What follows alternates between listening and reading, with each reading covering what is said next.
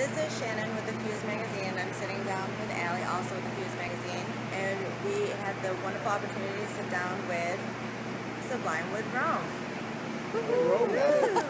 What's up, y'all? So you said earlier that you got in today around noon, so you completely missed the snow that we had yesterday.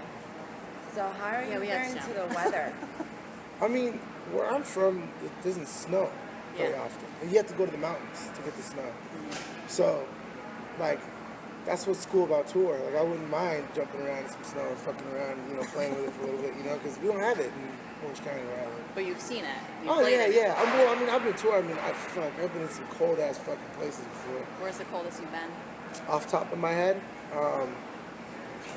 off the top of my head, 2 years ago at Grand Rapids. I mean, that was pretty damn cold, but that was nothing. I mean, I think off the top of my head, the last time I really froze to death was in Providence, Rhode Island.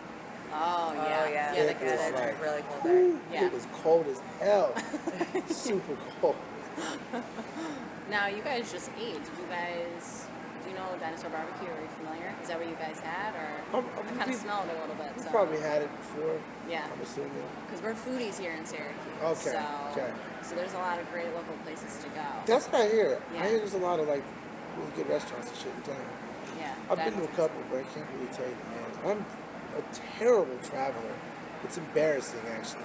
My mom tells me this all the time. She's like, "You have any pictures? Like, show me." I'm like, you know, I just kind of go, "Oh, sick, cool," you know, like I should do like journal entries and videos. You know what I mean? Yeah. Like, who actually organizes their iPhotos? You know, like sit there and make my little London trip, you know, and then my little tour in Australia. Like, fuck no, they're all backed up on a hard drive. Image 909-555-6732, you know? Yeah. Right. So where's the coolest place you've been then? Fuck. Here? Lies. I don't know, man. Everywhere's kind of cool as long as you're with your crew. Like, I'm with my boys everywhere, so it's always a fucking good time. But I really like Rio's badass. I love Rio, Brazil. And then with New York City, like, from a West Coast kid, getting to go to New York, it's like, I fucking love it out there. Yeah. It's a whole other... It's so busy. It's so busy. I love it. It's tight. And I have friends out there, so I like to go out there and hang out with them once in a while and shit. But yeah, New York's tight. Australia's tight. Gold Coast in Australia is really cool. That place is nice. And Hawaii. Hawaii is probably the best place ever. Yeah. I love Hawaii. So with you guys being on the road all the time and touring, out of everybody in the band, who would be the band mom?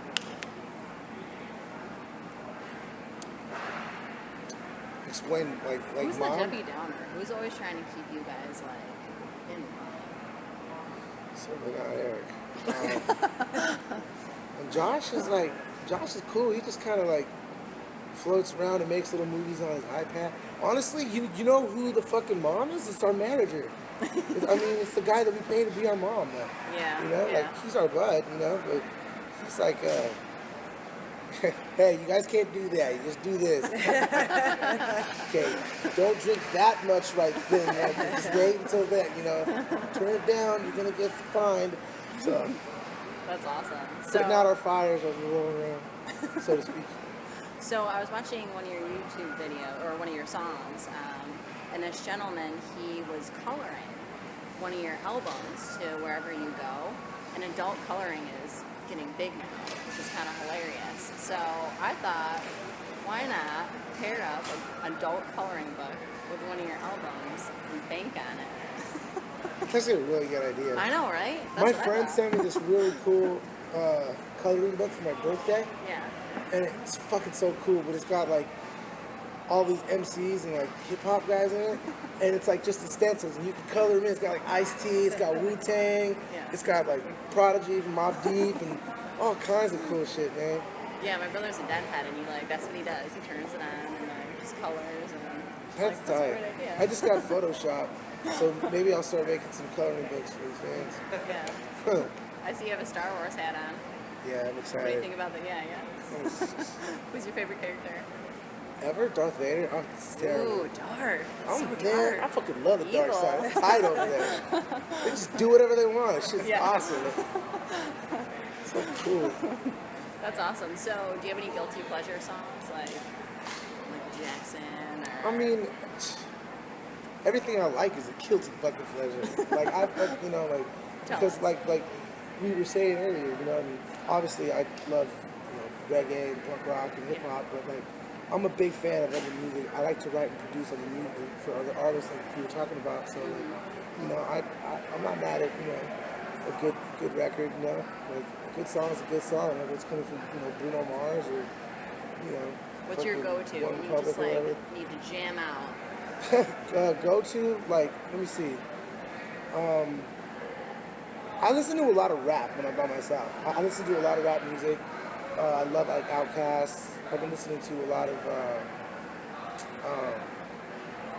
There's this one kid who's freaking awesome. His name is like Jordan Lucas. Jordan Lucas. That's some weird fucking name like that. But he's really ill.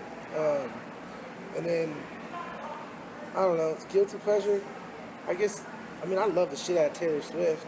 Like, see, guys, every one of her like albums, every one of her albums is fucking so good. Like, she's got like the best of the best guys working on her shit, and she's got a great, clear vision of what she wants her shit to sound like. She's smart. She capitalizes on she's a pimp. X's. Taylor Swift's a pimp. So one of our local artists here, Joe Driscoll, have you ever heard of him before? Sounds familiar. Joe Driscoll, he does a lot of like reggae and ska, and he does the beatboxing, and he has a loop setup. So he beatboxes prior, loops it, and then it just goes throughout the entire song. He's absolutely. Does he have like a viral video on YouTube or something? Yeah, I think that's he's on iTunes and everything. He actually just played at Shifty's last night in Syracuse, but he's awesome. You should definitely check him out. And he tours a lot what's his too. name? Joe Driscoll. Joe Driscoll, yeah, it does sound That familiar. might be something you're interested in. He just kind of puts a new spin on live entertainment. Is it like a one-man show? Yeah, he's like a beatboxer. He does and then beatboxing. He plays back to it. He's Yeah, got he's a got the whole DJ. thing. He has a DJ Afar that's with him, and then he has a guy that plays the saxophone on stage. Okay. So he's got some damage. Yeah, so it's really, really cool. So I'm curious. I read that you're working with Enrique Iglesias. I was last year. Okay. But we finished that record, and then I jumped into Sirens for Sublime. So we did the last record with like Bailando on it, and like Freak and all those other ones. How is it working with a heartthrob? He's awesome. He's like the coolest guy I've ever met in the music industry. Really? Enrique's fucking rad. He's a good dude. He was in the studio late with us. You know what I mean? Like, like he'd be in there with us. Because sometimes you get artists who don't really like, they don't give a shit about the process. They just get the song. Yeah. A&R's like, yo, you need to cut this record. This is a smash. They're like, oh, yeah, this is pretty good. And then, like, don't matter. Trust me, you just gotta cut it, Whereas some artists, and it's really fun to work with those kind of artists who are like in the room with you and really give a shit about, they're like, I wouldn't sing that. It's like, there you go. Thank you. I need to hear that so I can not write that kind of shit, So yeah, it's cool. and he's definitely very hands on. Yeah, he's rad though. That opened up a lot of different doors for me in that realm. So I was also seeing a lot of stuff where you guys have been doing a lot of charity events. You're big into charity. And one of the things I was reading was you were doing a charity event for underprivileged children and teenagers who suffer from substance use disorders and doing treatment. That is something that's very near and dear to my heart. That's what I'm going to school for, to be a alcohol substance abuse counselor. Oh, yeah. So do you have any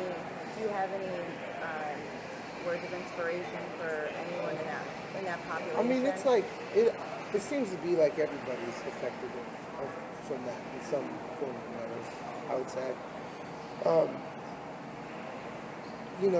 The magnitude obviously is different per individual, but me personally, substance abuse has been a huge contributor to my upbringing. Like my father was on drugs for the majority of my childhood, but he got, I think he's getting his 10-year chip this December. You know what I mean? Like, and it really is just something that happens within the individual. We can say and we can pray and we can do all that shit and really like try to influence that, but it's not until the individual is really ready to make the change does anything happen. So And I think that when you kind of step outside and look at, from an outsider's perspective, what your decisions have caused, like who the people who don't hang out around you anymore, the people who don't want nothing to do with you, all the friends you've lost, all the things that you've lost. I think when you're honest with yourself to the point where you can step out and look at yourself and realize those things, I think that's a very good starting place for wanting to move forward. Another thing to kind of piggyback off of that question, one of the big things that I've noticed when I was working and doing group treatment and things like that is I always utilize music therapy into it.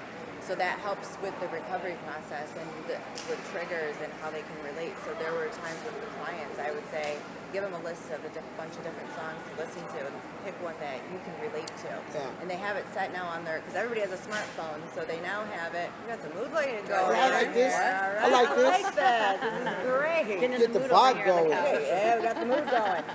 But they would automatically, if they felt a trigger coming on, they would select a song to help get them through with that. How do you feel about music therapy when it comes to? Well, I mean, you're talking to musicians, so music is therapy. I mean, that's like. I want to get your perspective. You got a lighter, Eric? You got a lighter? Lighter? Yes. I mean, personally, like, the way I see it is like music, it kind of like, or at least for me anyway, when I hear a song, I immediately think of a certain time or like a feeling that it makes me think of, whether it be good or bad, but that's like the song. So I can totally see how music can be like a healing, thing for that. I mean, especially when you pick a song that makes you think of like a really nice fucking childhood memory or like maybe your mom or something like that. Like, at least for me, those two things. Like, a song can just take you right back down there and then immediately can make you feel a certain way, make you feel a lot more happier, so to speak. That's awesome. Thank you for sharing your views on that. I appreciate it. Oh, yeah, totally. Looks like we might have to be wrapping up with the lights off. Yes. Yeah. So I have a question. Sure. What's the most used emoticon that you use, if you use them? Oh, I use the shit out of it. What's your favorite? There's new My ones favorite, now. favorite one is probably, the one that I use the most is probably, I like to use the black lady doing that. I don't know why, it just fucks with people when That's I send them that. I'm like, dude, I'm on my way. And they're like, question mark, what? Yeah. That one, and then I've been using a lot of the flame. Yeah. Yeah. Yeah, I do a lot of the flame. I don't know why. It's like, dude, that shit was so good. Flame. That's awesome. Great. Thanks for your time. Well, Yeah, thank totally, you so man. much for sitting down and talking with the Fuze magazine. We appreciate it. I was just sitting on the bus making a song, so